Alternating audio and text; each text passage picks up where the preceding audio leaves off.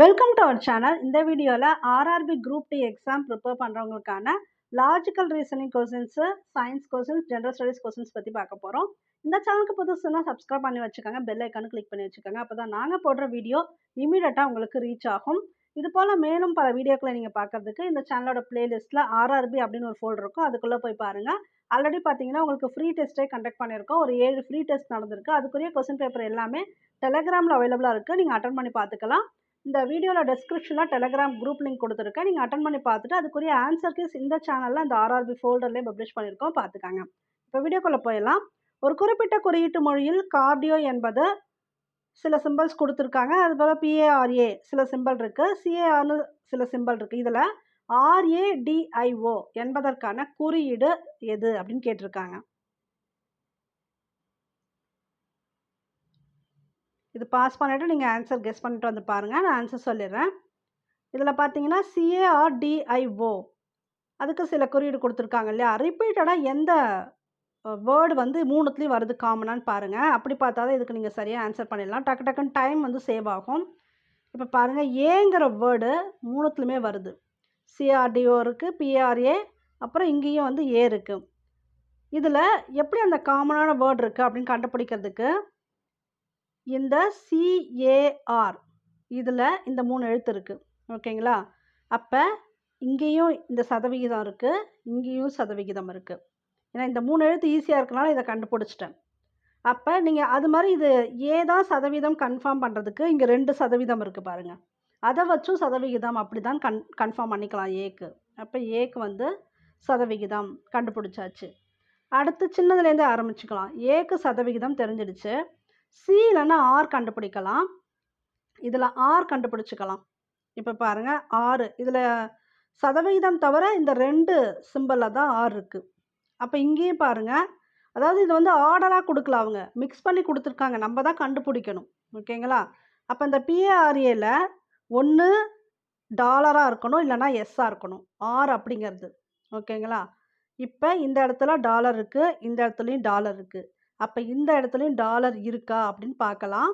இது வந்து டாலர் தான். அப்போ ஆரோட மதிப்பு என்ன உங்களுக்கு? டாலர்.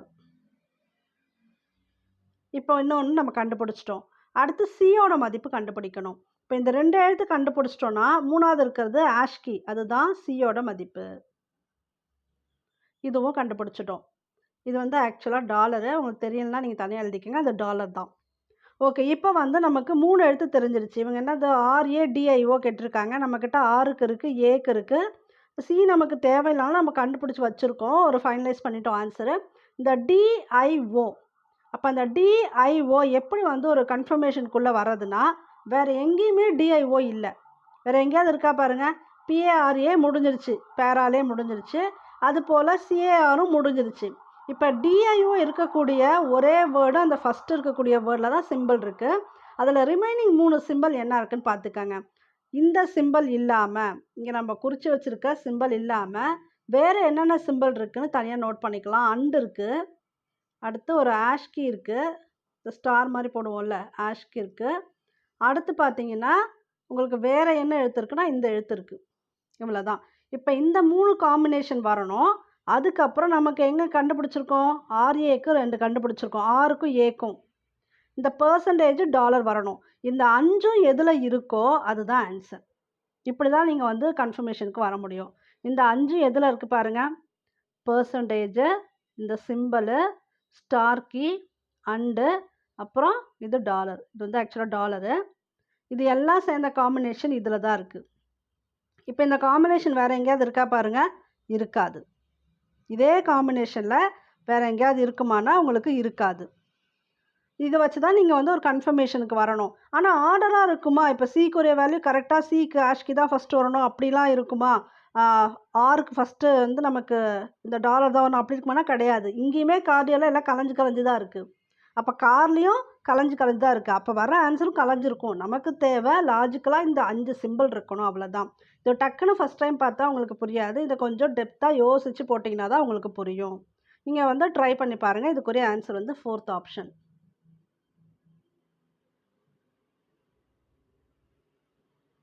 ஒரு குறிப்பிட்ட குறியீட்டு மொழியில் சில வேர்ட்ஸ் கொடுத்துருக்காங்க. அதை வந்து திருப்பி எழுதியிருக்காங்க. அவங்க ஒரு டெக்னிக்கலாக திருப்பி எழுதியிருக்காங்க. அதையே ஃபாலோ பண்ணி இங்கே கொடுத்துருக்கக்கூடிய வேர்டுக்கு நம்ம எழுதணும். நீங்கள் வந்து ஆன்சர் கெஸ் பண்ணுங்க. இது ஈஸி தான். போன சம் மாதிரி இது வந்து கொஞ்சம் குழப்பமானதெல்லாம் இல்லை, கொஞ்சம் ஈஸியானது தான். அப்படியே அங்கே என்ன லாஜிக் இருக்கோ அதை ஃபாலோ பண்ணுங்க.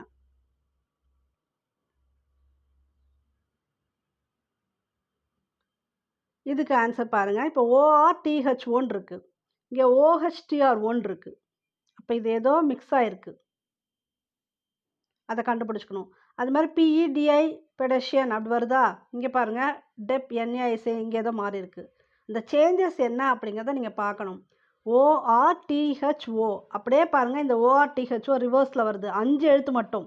ஃபஸ்ட்டு அந்த 5 லெட்டர் ரிவர்ஸில் எழுதியிருக்காங்க. அப்போ இங்கே கொடுத்துருக்கக்கூடிய இந்த எழுத்தோட 5 லெட்டரை ரிவர்ஸில் எழுதணும். 5வது லெட்ரு எது? 1 2 3 4 5 U. U O C C A இப்படி தான் எழுதியிருக்கோம். அடுத்து பாருங்கள், PED கொடுத்துருக்காங்க. PED இங்கே என்ன ரிவர்ஸ் எழுதியிருக்காங்க? DEPன்னு எழுதியிருக்காங்க. அப்போ இது வந்து ரிவர்ஸில் எழுதியிருக்காங்க. ஸோ அடுத்த 3 லெட்டரை ரிவர்ஸில் எழுதணும். RET, ஏன்னா அடுத்து வர 3 லெட்டர் ரிவர்ஸில் எழுதணும். RET. அது போல் இங்கே எங்கே இருக்குது பாருங்கள், இங்கே மட்டும்தான் இருக்குது. அதுக்கப்புறம்லாம் வேறு வேறு வருது மாறி மாறி. ஸோ இதுதான் இதுக்குரிய ஆன்சர். இங்கே என்ன சொல்லியிருக்காங்களோ அதை அப்படியே இங்கே ஃபாலோ பண்ணணும். அதே போல் நீங்கள் மற்ற எழுத்துக்கு ஃபாலோ பண்ணிங்கன்னா கரெக்டாக வரும். இங்கே கொடுத்துருக்காங்களே ICIAN இருக்குது, இங்கே அப்படியே மாறுது, NAன்னு வருது. அப்போ இந்த லாஸ்ட் எழுத்து இப்படி போடணும். இங்கே கொடுத்துருக்கக்கூடிய லாஸ்ட் எழுத்து அதை ஃபஸ்ட்டாக போடணும், அடுத்த எழுத்தை போடணும். அப்படி பார்த்தீங்கன்னா இது முடிஞ்சிருச்சா? RETக்கு அப்புறம் பாருங்கள், இந்த கடைசி எழுத்து இருக்கு இல்லையா, அதை ஃபஸ்ட்டு போட்டுக்கணும், அடுத்த எழுத்தை அடுத்து போடணும். அப்போ அங்கே என்ன கொடுத்துருக்காங்களோ அதை அப்படியே ஃபாலோ பண்ணுங்கள். அப்படி ஃபாலோ பண்ணிங்க அப்படின்னா உங்களுக்கு வந்து ஆன்சர் கரெக்டாக வரும். அந்த லாஜிக் ஃபாலோ பண்ணிங்கன்னா உங்களுக்கு இதுதான் ஆன்சர்.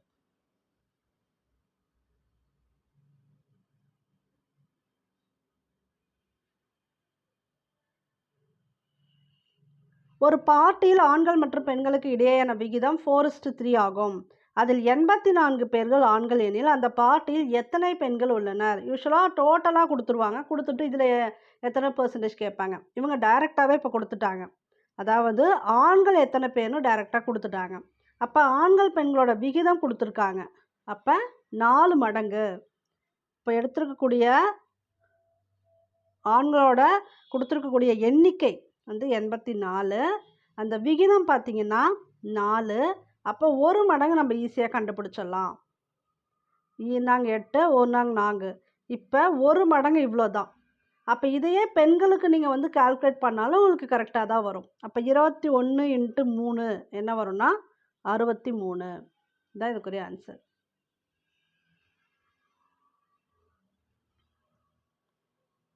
இது வந்து கொஞ்சம் கேர்ஃபுல்லாக போடணும். இந்த சம் இது போல் உங்களுக்கு கொடுத்துருக்காங்க அப்படின்னா நீங்கள் ஸ்டெப் பை ஸ்டெப் கரெக்டாக போட்டால் தான் இதுக்கு நீங்கள் மதிப்பை கண்டறிய முடியும்.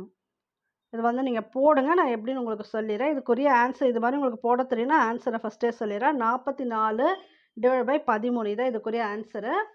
தெரியாதவங்க கவனிச்சுக்காங்க. இது வந்து அந்த ஸ்டெப்பு கரெக்டாக ஃபாலோ பண்ணி போட்டால் தான் இந்த ஆன்சர் வரும். இப்போ என்ன கொடுத்துருக்காங்கன்னு முதல்ல பாருங்கள். இது அடுக்கடுக்காக கொடுத்துருக்காங்க, அடுக்கடுக்காக இருக்குது, சரிங்களா? முதல்ல இதை எடுத்துக்கணும். நம்ம கீழேருந்தே ஒன்று ஒன்றா முடிச்சுட்டு போயிடலாம். இப்போ 1 4 1ன்னு இருக்கு இல்லையா, அந்த ஓர் நாள் 4 இது சில பேருக்கு தெரியலை அப்படின்னீங்க. இது வந்து கலப்பு பின்னமாக இருக்குது, பின்னமாக மாற்றணும். 1 1/4 ஃபஸ்ட்டு மட்டும் கரெக்டாக போட்டு காட்டுறோம், அடுத்தடுத்து அப்படியே போய்க்கலாம்.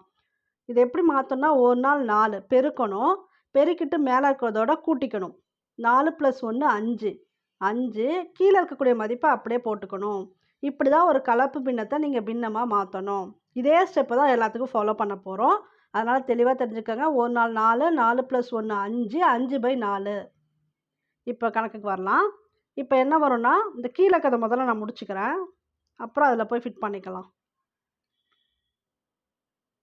அதாவது இந்த வேல்யூ மட்டும் நான் கீழே இருக்கிறத எடுத்துருக்கேன். 1க்கு கீழே இருக்கக்கூடிய வேல்யூ மட்டும் எடுத்து முதல்ல நான் கிளாரிஃபை பண்ணுறேன். இப்போ இங்கே என்ன வந்துருச்சு, ஒரு நாள் 4, 4 + 1 5, 5/4 வருது. 1 2/5/4. இதை எப்படி மாற்றிக்கலான்னு பார்த்தீங்கன்னா, இதை அப்படியே இங்கே கொண்டு போனால் ரிவர்ஸில் வந்துடும். சரிங்களா? இப்போ என்ன வரும்? ஈனால் 8, 8/5 வரும். 1 ப்ளஸ் 2 நாள் என்ன வரும்? பெருக்கல்ல 8, 8/5. இதை அடுத்து மாற்றணும். இந்த மாதிரி 1 + 8/5ன்னு வந்துச்சு அப்படின்னா அதுவும் பழசு போல தான். எப்படி நம்ம மாற்றணுமோ அதே மாதிரி பெருக்கிக்கலாம். அது கிராஸ் பெருக்கல் பெருக்கிறோம். 1 5, 5 8 13. கீழே இருக்க வேல்யூ 5 அப்படியே வந்துடும். இப்போ 13/5. கீழே இருக்கிறது எல்லாத்தையும் நம்ம சரி பண்ணிட்டோம். அதுக்கு வர ஆன்சர் 13/5. இப்போ அடுத்த ஸ்டெப் பாருங்கள். 2 + 1. இப்போ நம்ம கண்டுபிடிச்ச ஆன்சர் என்ன? இது எல்லாத்துக்கும் 13/5 + 1 இப்படி இருக்குது. இதை என்ன பண்ணால் திரும்ப இதை கொண்டு போய் மேலே கொண்டு போகணும். இந்த 2 அப்படியே இருக்கட்டும், ப்ளஸ் அப்படியே இருக்கட்டும். 1 × 5/13 + 1. 1 5 5, 5/13 வருமா? இங்கே தனியாக எழுதுகிறேன். 2 + 5/13 + 1. இப்போ எதை பண்ணணும்? இதை வந்து நம்ம சிம்பிளிஃபை பண்ணணும். சிம்பிளிஃபை பண்ணிட்டு அப்புறம் தான் இதோட சிம்பிளிஃபை பண்ணணும். அப்போ 2 13 என்ன வரும்? 26. 26 5 என்ன வரும்? 31. 31 / 13 + 1. இப்போ இதுக்கு அடுத்த ஸ்டெப் பாருங்கள். இப்படி வந்தாலும் இப்படி தான். இப்போ இந்த ப்ளஸ்ஸுக்கு இந்த சைடு +1 வந்தாலும் சரி, ஃப்ரண்ட்டில் +1 வந்தாலும் சரி ஒரே மாதிரி தான். அப்போ ஓர் 13 13. 13ஓட 31 கூட்டினீங்கன்னா 44. கீழே இருக்கக்கூடிய பின்ன மதிப்பு அப்படியே வந்துடும். 13 வந்துருச்சா? 44 / 13. இப்போ இது போல் நீங்கள் ஒவ்வொரு ஸ்டெப்பாக கரெக்டாக ஃபாலோ பண்ணி வந்தீங்கன்னா இந்த ஆன்சர் வந்து கரெக்டாக வரும். லாஸ்ட் ஆப்ஷன் தான் இதுக்கு சரியான விடை. 44/13. ஒரு செவ்வக பெட்டி 3, 4 மற்றும் 5 சென்டிமீட்டர் அளவுடைய பக்கங்களை கொண்டுள்ளது. அந்த பெட்டியின் உள்ளே வைக்கப்படும் ஒரு கோலின் அதிகபட்ச நீளம் என்ன? இப்போ இந்த செவ்வக பெட்டியோட பக்கங்களோட அளவு கொடுத்துட்டாங்க, சென்டிமீட்டரில் கொடுத்துட்டாங்க. இப்போ எவ்வளோ பெரிய சைஸில் ஒரு கோல் இருக்குது, ஸ்டிக் இருக்குது, அதிகபட்சமாக எவ்வளோ பெரிய ஸ்டிக்கை அதுக்குள்ளே கொண்டு போய் வைக்க முடியும் அப்படின்னா இதுக்கு ஒரு சிம்பிள் ஃபார்முலா தான். அதாவது இதை நீங்கள் கண்டுபிடிக்கணும்னா D = இந்த கொடுத்துருக்கக்கூடிய வேல்யூ எல்லாத்துக்குமே இப்போ பாருங்கள் A² + B² + C². இதை கண்டுபிடிக்கணும். இது வந்து கண்டுபிடிச்சிங்க, இந்த D வேல்யூ கண்டுபிடிச்சிட்டிங்க அப்படின்னா உங்களுக்கு ஆன்சர் கிடச்சிடும். அதுதான் அதில் வைக்கக்கூடிய கோலோட அதிகபட்ச நீளம், அந்த லென்த் அதுதான். இப்போ A² அப்படிங்கிறது என்னது? ஏங்கிறது 3², Bனா 4². இங்கே கொடுத்துருக்க வேல்யூ அடுத்து 5. அப்போ 5². இப்போ என்ன வரும்? 3 9 வரும். 9 + 16 4 16 + 5 5 25. இப்போ இந்த ரூட்டுக்குள்ளே எல்லாத்தையும் கூட்டினீங்கன்னா உங்களுக்கு என்ன ஆன்சர் வரும்னு பார்த்தீங்கன்னா √50 வரும். √50. 50க்கு ரூட் வந்து தனியாக எடுக்க முடியாது. அதை எப்படி பிரிச்சுக்கலாம்னா √25 × 2 இப்படி பிரிச்சுக்கலாம். 2 25 50 தானே? அப்போ 25க்கு ரூட் எடுத்தால் என்ன வந்துடும்? 5 வந்துடும். அப்போ √2 வந்து உள்ளே தான் இருக்கும். அப்போ √2 5√2 தான் இதுக்குரிய சரியான விடை. இதை இப்படி சிம்பிளிஃபை பண்ணிங்கன்னா இப்படி வந்துடும். 25க்கு ரூட் எடுத்தால் 5 வரும். இந்த 2 வந்து ரூட்டுக்குள்ளேயே தான் இருக்கும். அப்போ 5√2 சென்டிமீட்டர் தான் இதுக்குரிய ஆன்சர். கடைசி ஆப்ஷன் இதுதான் இதுக்குரிய ஆன்சர். ஃபார்முலா மட்டும் தனியாக எழுதிக்காங்க. பின்வரும் சொற்களுக்கு இடையிலான உறவை சிறப்பாக குறிக்கும் வெண் வரைபடத்தை தேர்ந்தெடுக்கவும். உலாவுதல், நடத்தல், பெயர்ச்சி இயக்கம். இது கெஸ் பண்ணுங்க.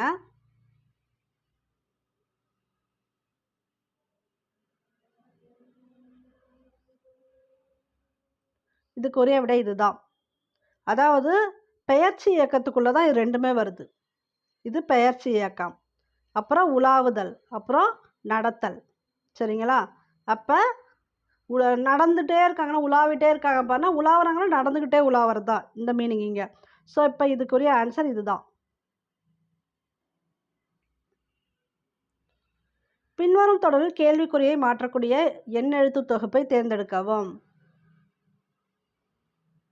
இது வந்து ஈஸி தான். ரிப்பீட்டடாக இது போல் சம் நீங்கள் போட்டுகிட்டே இருக்கீங்க.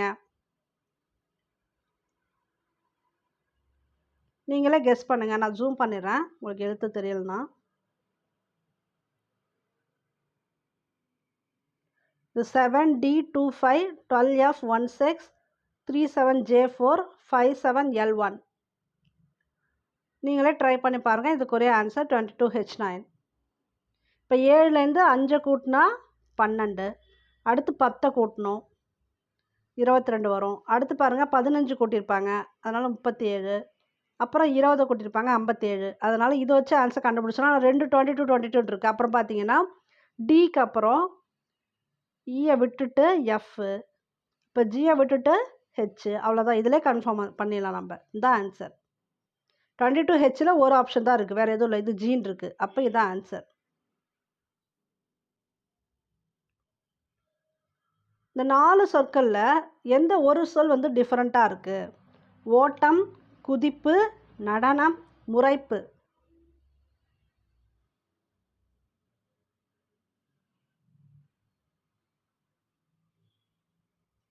முறைப்பு தான் டிஃப்ரெண்ட்டாக இருக்குது. ஓடுறது, குதிக்கிறது, நடனம் ஆடுறது இதெல்லாம் ஒரு வகையாக இருக்குது. முறைப்புங்கிறது டிஃப்ரெண்ட்டாக இருக்குது. இப்போ முறைப்பு கூட எதெல்லாம் வரும்? அழுகை, கோபம், சிரிப்பு அதெல்லாம் வந்தால் கூட அதுக்கு கரெக்டாக வரும். பட் இங்கே கொடுத்துருக்கிறதுல இதுதான் டிஃப்ரெண்ட்டு. இரவு வானத்தில் மிகவும் பிரகாசமாக இருக்கும் கிரகம் எது?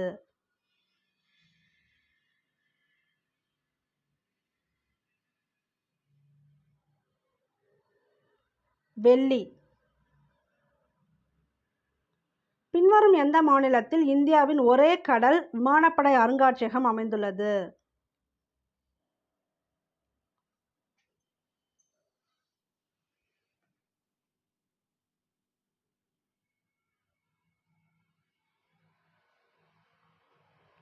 கோவா. ஒரே கடல் விமானப்படை அருங்காட்சியகம் அமைந்திருக்கக்கூடிய இடம் கோவா.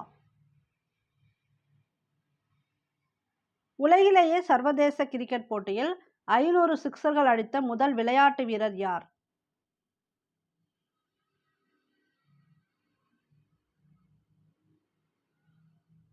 Chris Gayle. ஒரு எண்ணின் 9/13 என்பது 54 ஆகும். எனில் அதே எண்ணின் 7/13 என்பது என்ன? இது ஈஸி தான், தெரிஞ்சவங்க வந்து ஆன்சர் பார்த்துக்கோங்க. 42, தெரியாதவங்க கவனிச்சுக்கோங்க. அந்த எண் வந்து எக்ஸ்ன்னு வச்சுக்கலாம். ஒரு எண்ணின் 9/13 மதிப்பு என்ன? 54. இப்போ அந்த எண் முதல்ல நம்ம கண்டுபிடிச்சிக்கலாம். எக்ஸ் வேல்யூ என்னன்னு கண்டுபிடிச்சிட்டா அதுக்கப்புறம் இது சேர்த்து கண்டுபிடிச்சிக்கலாம். இப்போ எக்ஸ் வேல்யூ தெரியணும்னா எக்ஸை மட்டும் இந்த சைடு வச்சுக்கோங்க. 54 × 13 அப்படியே மேலே போயிடும், 9 அப்படியே கீழே வந்துடும். இப்போ அப்படியே 9ஆம் வாய்ப்பாடு போட்டுக்கலாம். 6 9 54. 6 × 13 உங்களுக்கு என்ன வரும்னா 6 18 8 மீதி 1 1 6 6 1 7 78. இப்போ எக்ஸ் வேல்யூ கண்டுபிடிச்சிட்டோம் 78. அப்போ அந்த எண்ணோட 7/13 என்பது என்ன? அந்த எண்ணை குறிச்சிட்டோம். 7/13. இப்போ இதை போட்டிங்கன்னா உங்களுக்கு ஆன்சர் வந்துடும். எத்தனை 13 78. 13 வாய்ப்பாடை சிம்பிளிஃபை பண்ணால் 13ஆல் மட்டும்தான் பண்ண முடியும், வேறு எந்த வாய்ப்பாடாலையும் பண்ண முடியாது. இப்போ 6 13 78 வரும். நீங்கள் கால்குலேட் பண்ணி பாருங்கள். 6 13 78. அப்புறம் இதை எடுத்து பெருக்கிக்கலாம். 6 42. இதுதான் இதுக்குரிய ஆன்சர். 42 தான் இதுக்குரிய ஆன்சர்.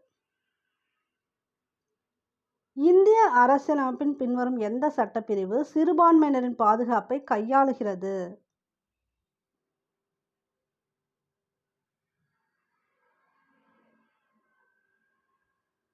சட்டப்பிரிவு 29.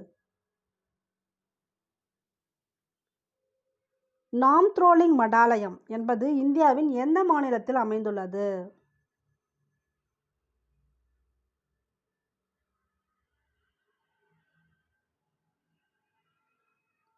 கர்நாடகம். எந்த தாவரம் பச்சை தங்கம் என்று குறிப்பிடப்படுகிறது? Green gold.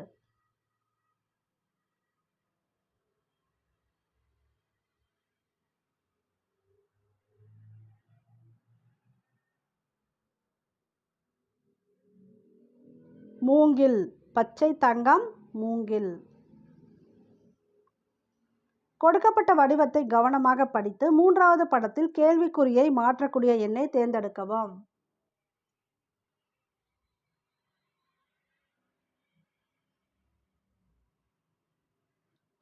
இதுக்குரிய ஆன்சர் 4 எப்படின்னு பார்த்தீங்கன்னா 3யும் 4யும் கூட்டிக்காங்க, உங்களுக்கு 7 வரும். அப்புறம் 7யும் 6யும் பெருக்கணும். 6 என்ன வரும்? 42 வரும். அந்த 42 இது ரெண்டுத்தையும் கூட்டினா வரும். 12 + 30 42 புரியுதுங்களா? இப்போ அது போல் 2 3யும் கூட்டினா என்ன வரும்? 5 வரும். 7 என்ன வரும்? 35 வரும். அப்போ இந்த 35 இதை கூட்டினா வருதா பாருங்கள், வரும். 35 வரும். 16 + 19 35. இப்போ அதே போல் லாஜிக் தான் இங்கே பயன்படுத்த போகிறோம். 5 3 8 வரும். ஸோ 8ஆல் எதை பெருக்கினா, இங்கே கொஸ்டின் மார்க் ஒன்று இருக்குது, இதை பெருக்கினா இந்த ரெண்டுத்தையும் கூட்டுற ஆன்சர் வரும். 18ம் 14ம் என்ன வரும்? உங்களுக்கு 32 வரும். அப்போ 8 நாள் 32. இப்போ ஆன்சர் 4. ஆன்சர் 12 சென்டிமீட்டர் விட்டம் கொண்ட ஒரு கோலப்பந்து உருக்கப்பட்டு 8 சென்டிமீட்டர் விட்டமுள்ள ஒரு அடிப்பகுதியை கொண்டதொரு கூம்பாக வார்க்கப்படுகிறது எனில் அந்த கூம்பின் உயரம் என்ன? இதுதான் கேள்வி.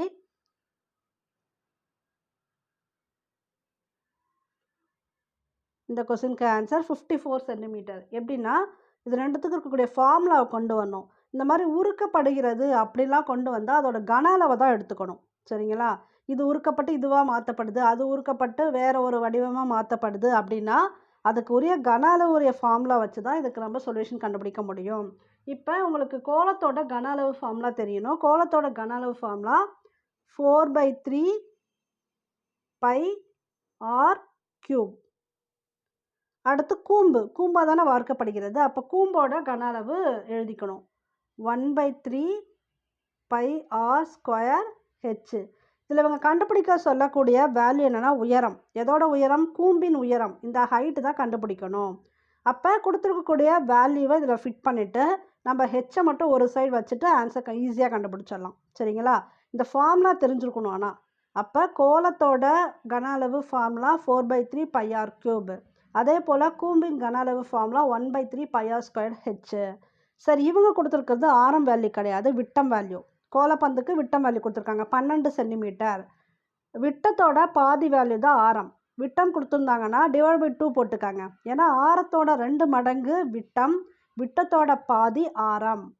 சரி, இப்போ 12 கொடுத்துருக்காங்க. அப்போ 6 சென்டிமீட்டர் தான் வரும் ஆரம். பார்த்தீங்கன்னா அதை அப்படியே ஃபிட் பண்ணிக்கலாம். பைக்கு பை போயிடும், இந்த சைடு பை போயிடும். 4/3 அப்படியே இருக்கும். ஆரம் வேல்யூ 6 சென்டிமீட்டர். 6³ ஏன்னா இந்த ஃபார்முலாவில் க்யூப் இருக்குது, அதனால 1/3 அப்படியே போட்டுக்கலாம். பை வந்து நம்ம அடிச்சிட்டோம். r² இங்கேயும் பாருங்கள் 8 சென்டிமீட்டர் விட்டமுள்ள கூம்பு.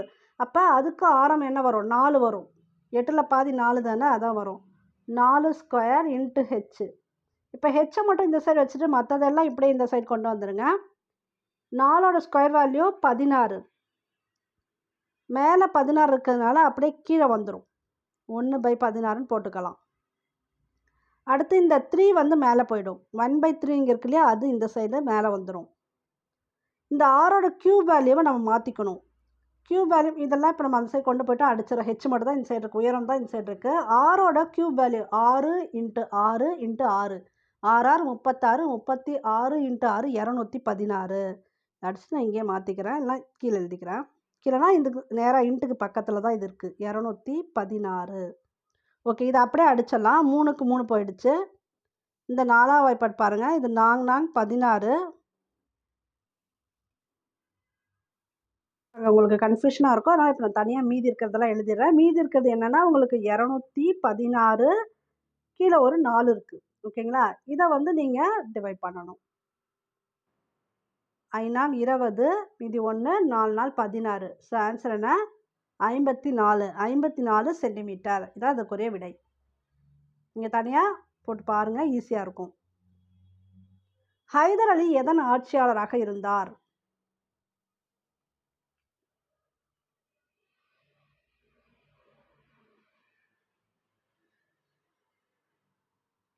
மைசூர்.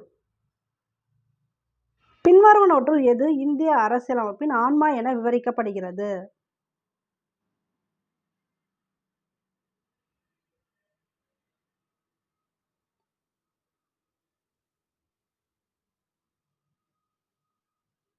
அடிப்படை உரிமைகள்.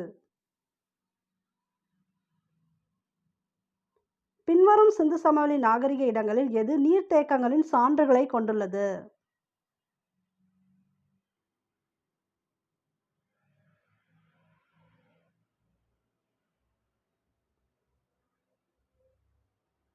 தோலாவீரா. புவியின் எந்த பாகத்தில் மாக்மா என்னும் எரிமலை குழம்பு மிகுதியாக காணப்படுகிறது?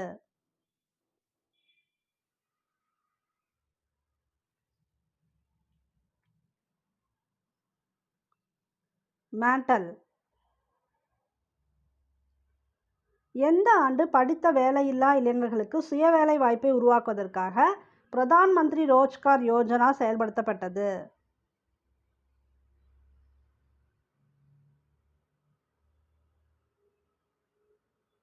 1993.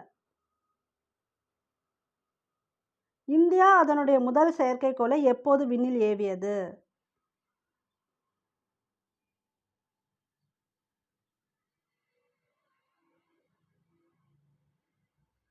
19 ஏப்ரல் 1975.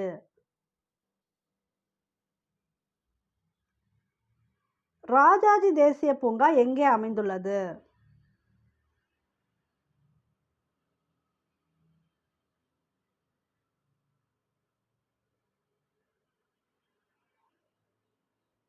ஸோ இந்த கொஸ்டினுக்கு ஆன்சர் வந்து நீங்கள் கெஸ் பண்ணி கமெண்ட் பாக்ஸில் ஆன்சர் போட்டுருங்க. 4 சொற்கள் கொடுக்கப்பட்டுள்ளன. அவற்றில் 3 ஏதோ ஒரு விதத்தில் ஒன்றாக உள்ளது, 1 வேறுபட்டுள்ளது எனில் வேறுபட்ட ஒன்றை தேர்ந்தெடுக்கவும்.